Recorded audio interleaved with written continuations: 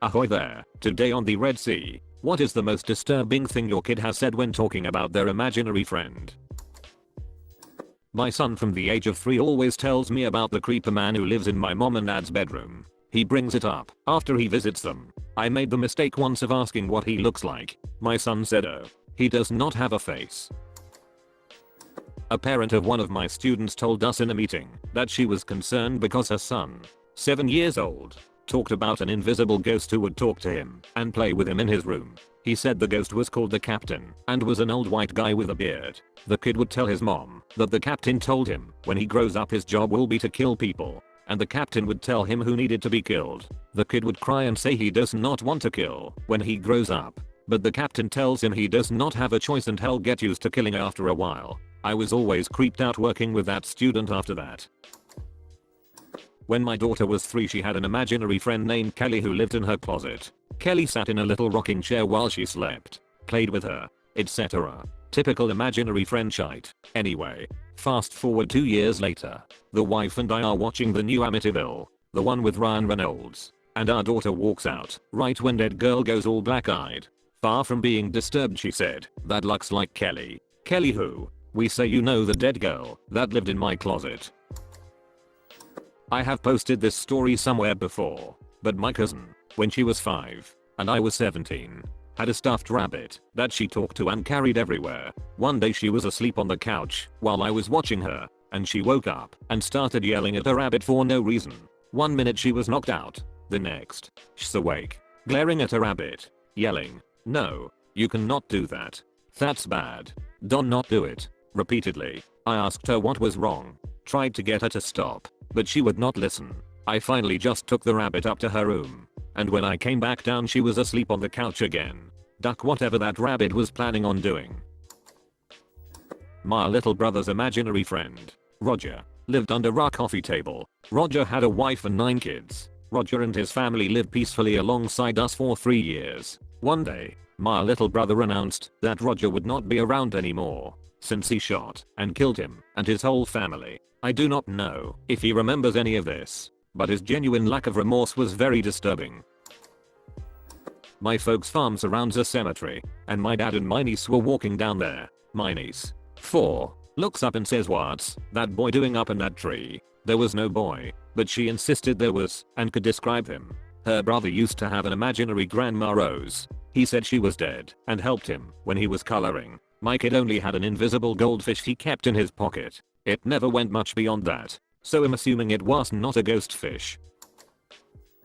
When I was 16, I babysat twins who were in the 3rd grade at the time. They always spoke of man in an Easter bunny costume, and they were terrified of him. One day I was babysitting, and one twin was in the shower. His brother and I were sitting downstairs watching television when all of a sudden, he said, "You need to go check on Matt." Seconds later, Matt yelled, "He's in here, he's in here." I ran upstairs, and I had to check every room before he would calm down. I'm not sure which part of the experience freaked me out the most. When my brother was little he acted like he had angels talking to him every second. One day my mom overheard him say, "I cannot kill him. He's my only dad." I asked my 6-year-old son what he was doing and he said, "Playing with Greg," the name of his imaginary friend. Then when I asked him, "What are you guys doing?" my son responded back with, "Making babies." Note, my son has no idea. Not me, but when my mom was younger she had an imaginary friend named Shaggy. When she was finished with Shaggy, she chopped him up and put him in the fridge. Moral of the story is do not cross my mom. When I was little I had a whole gang of imaginary friends, both human and animals. One day my mom noticed I had not talked about them in a while and asked me what happened to them. To which I replied as calmly as ever that they were in a car crash and had died. On another creepy childhood note, when my brother was just learning how to talk he grabbed one of those small toy hammers and crawled onto the sofa where my dad was sleeping. He then leant in close and whispered one of his first sentences ... smashed dad's head right into his ear. My brother had an invisible friend named Tony Rigel. He was 6 inches tall and was elderly. One day we found my brother crying in his room. Apparently Tony Rigel had passed away in his sleep. We buried him in a shoebox in the backyard. So basically we had a funeral, complete with a moment of silence, for an empty shoebox. Not the parent, but the child. I do not remember how old I was. Somewhere around kindergarten. But I had an imaginary friend. His name was Ash. One morning I heard my father mumble something about having smashed my mother. At the time I had no clue what he was talking about. I assumed it was something really grown up, and that's why I had said it so quietly. So, breakfast ends and I decide I want my parents to think him a little more of an adult than they think. And with all the swagger a young child could muster, I get up from the table and begin walking to my room. Before I'm out of the kitchen though, I casually mention to both my parents that I'm just going to be in my room with Ash having smash. I'm not gay. My imaginary friend hated Asians and my parents were worried about me for a bit there. At least you were a good influence on your imaginary friend. Kid I used to babysit had imaginary friends. They were dead. One had no head. One was an old lady. They were both bloody. The one with no head had insides sticking out of his neck. I did not ask him questions about them because duck that.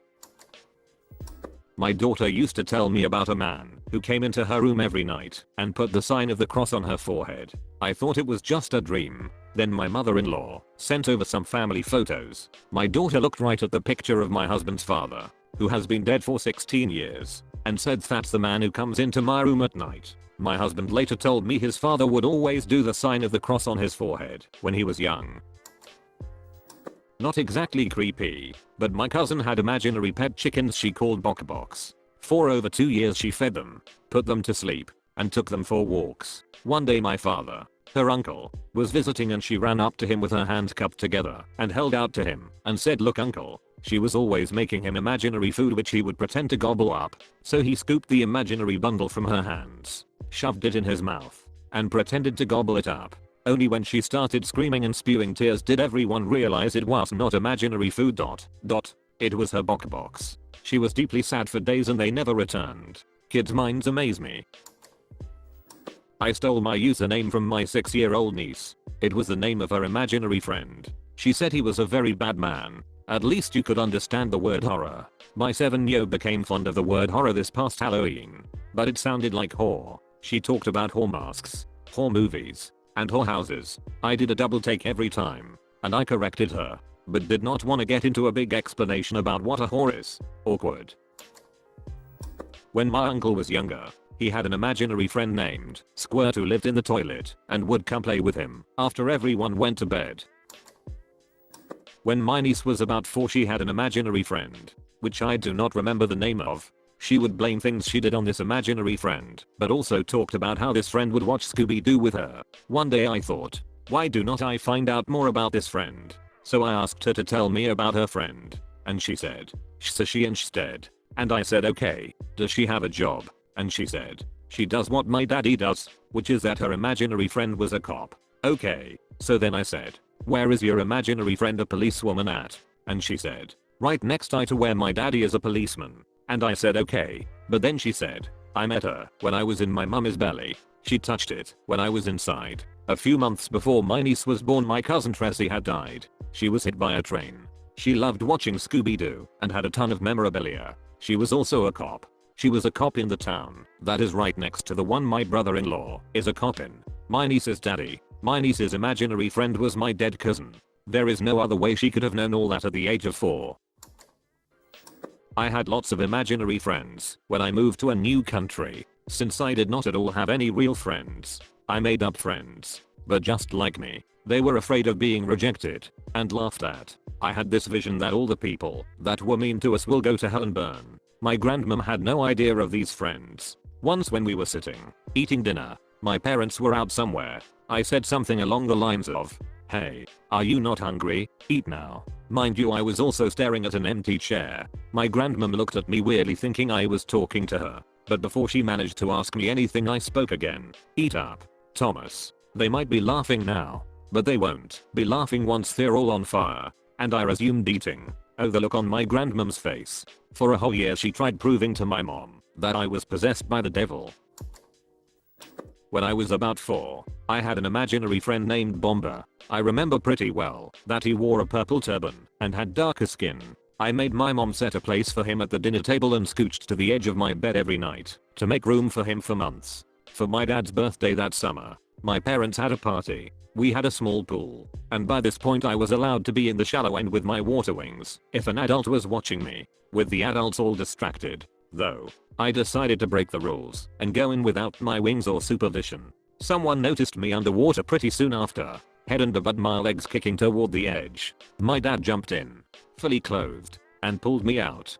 Fuss ensued. When it was clear I was alright, the first thing I said to my mom was Bomba told me to just keep kicking. That'd make it to the edge if I just kept kicking. The next day, when my mom was setting the table, I stopped her when I saw her set Bomba's place. He was gone, and I guess I stopped speaking of him after that. If you are reading this, you watched until the end of the video. Smash that like button if you have enjoyed it. Bam. On screen there should be some more videos similar to this. So either go do something else, or watch more videos. That's about it. There is no more here. What are you waiting for, a secret message or something? This is not a secret, but subscribe for more videos like this.